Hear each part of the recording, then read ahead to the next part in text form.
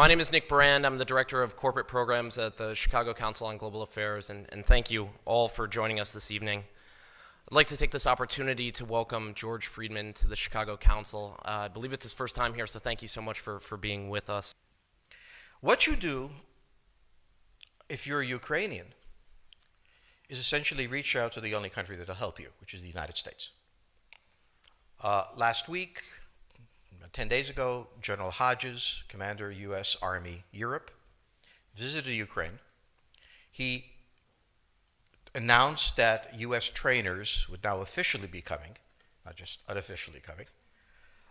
He actually pinned medals on Ukrainian fighters, which by protocol of the military is not the way. Foreigners don't get to pin on, medals, but he did, showing that this was his army.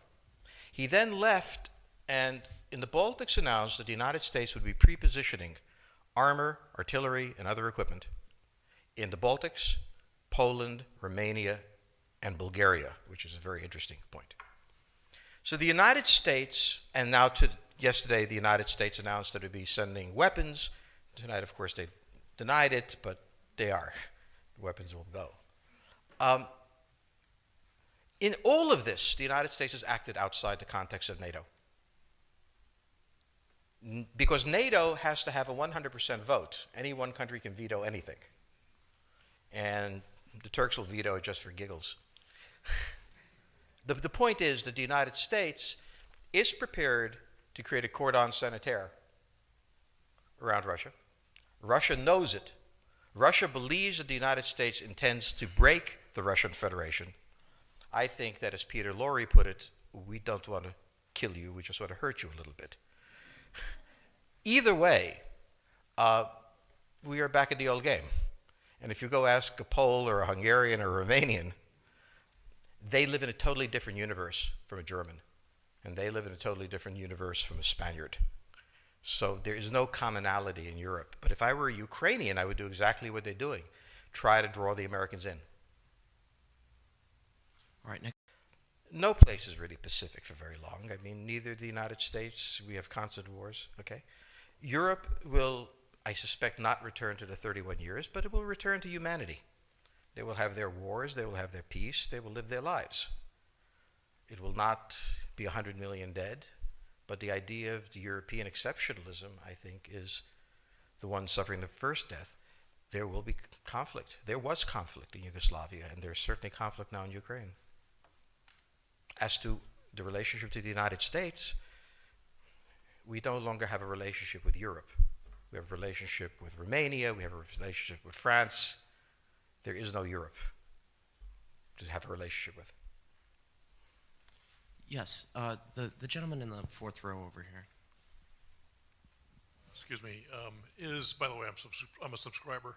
Thank Is you. Islamic extremism really the major threat to the United States, and will it die on its own, or will it keep growing? It is a problem to the United States. It is not an existential threat. It has to be dealt with, but it has to be dealt with proportionately. We have other foreign policy interests. So, the primordial interest of the United States, over which for a century we have fought wars, the First, Second Cold War, has been the relationship between Germany and Russia, because united they are the only force that could threaten us, and to make sure that that doesn't happen. The United States has a fundamental interest. It controls all the oceans of the world. No power has ever done that. Because of that, we get to invade people and they don't get to invade us. It's a very nice thing. Maintaining control of the sea and control of space is the foundation of our power. The best way to defeat an enemy fleet is to not let it be built. The way the British managed to make certain that no European power could build a fleet was to make sure the Europeans were at each other's throats. The policy that I would recommend is the one that Ronald Reagan adopted toward Iran and Iraq. He funded both sides so they would fight each other and not fight us. This was cynical. It was certainly not moral. It worked. And this is the point. The United States cannot occupy Eurasia. The moment the first boot sets the ground, the demographic differential is we are totally outnumbered. We can defeat an army. We cannot occupy Iraq. The idea that 130,000 men would occupy a country of 25 million, well, the ratio in New York of cops to citizens was greater than we had deployed in Iraq. So we don't have the ability to go across, but we do have the ability to first support various contending powers so they concentrate in themselves with political support, some economic support, military support, advisors, and in extremis do what we did in Japan, in Vietnam, in Iraq, and in Afghanistan, spoiling attacks. The spoiling attack is not intended to defeat the enemy. It's intended to throw him off balance. What we did in each of these wars, in Afghanistan, for example, is we threw Al-Qaeda off balance.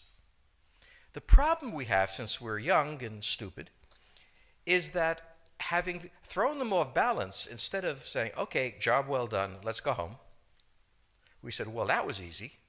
Why don't we build a democracy here? This was the moment of dementia that came in. The answer, therefore, is the United States cannot constantly be intervening throughout Eurasia. It must be selectively intervening and very rarely. That is the extreme moment. We cannot, as the first step, send American troops. And when we send American troops, we have to clearly understand what the mission is, limit it to that, and not develop all sorts of psychotic fantasies.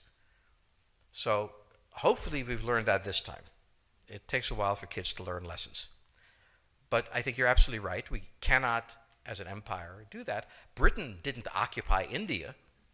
It took various Indian states and turned them against each other and provided some British officers for an Indian army.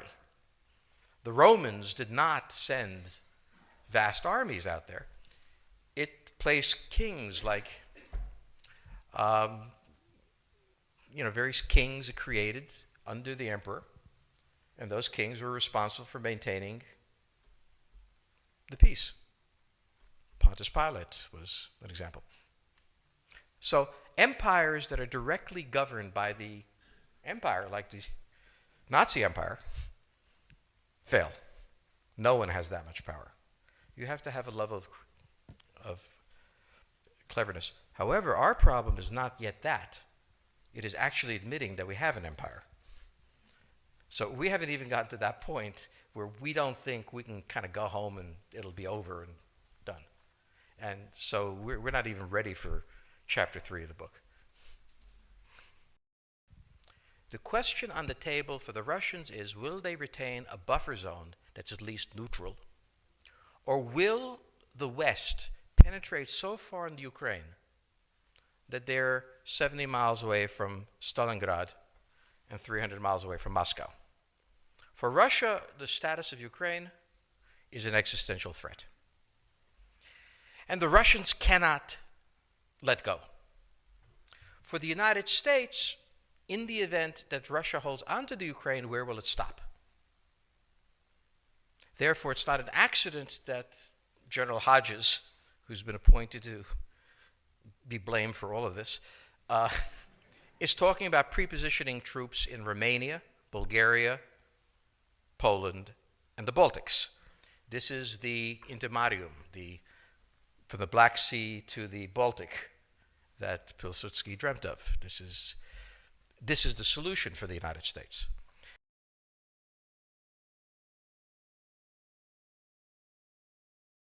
The issue to which we don't have the answer is, what will Germany do?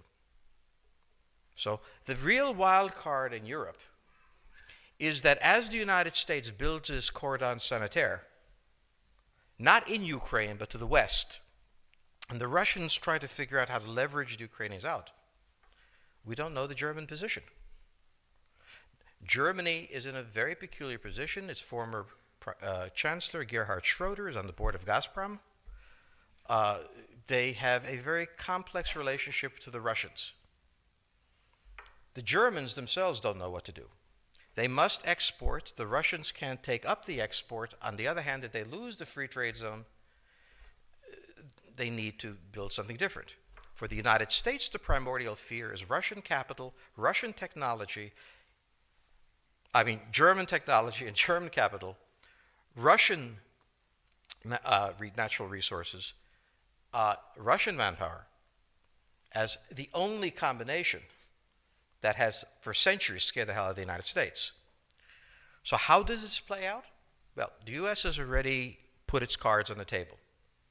It is the line from the Baltics to the Black Sea. For the Russians, their cards have always been on the table. They must have at least a neutral Ukraine, not a pro-Western Ukraine. Belarus is another question. Now, whoever can tell me what the Germans are going to do is going to tell me about the next 20 years of history. But unfortunately, the Germans haven't made up their mind. And this is the problem of Germany always. Enormously economically powerful, geopolitically very fragile, and never quite knowing how to reconcile the two. Ever since 1871, this has been the German question, the question of Europe. So to answer my faithful colleague of 700 years of empire, where Hungary and Croatia was joined, I didn't think you enjoyed that much.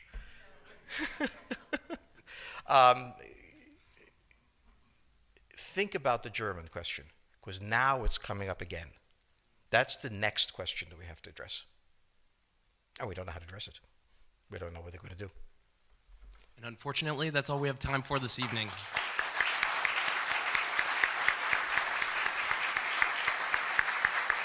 Thank you so much.